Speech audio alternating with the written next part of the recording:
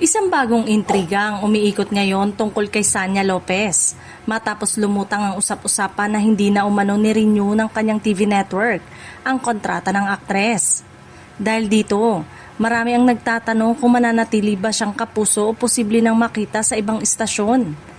Ayon sa mga kumakalat na espekulasyon, posibleng hindi raw inaasahan ni Sanya ang naturang sitwasyon, lalo na't matagal na siyang naging bahagi ng iba't ibang programa ng network. May mga nag-iintriga tuloy na baka nagtampo umano ang aktres dahil hindi na-renew ang kanyang kontrata.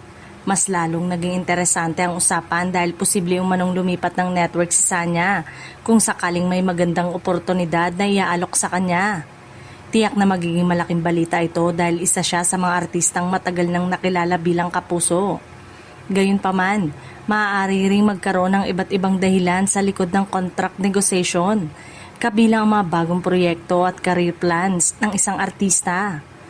Kung sakali namang piliin ni Sanya na tumanggap ng proyekto mula sa ibang network, panibagong yugto ito sa kanyang showbiz career.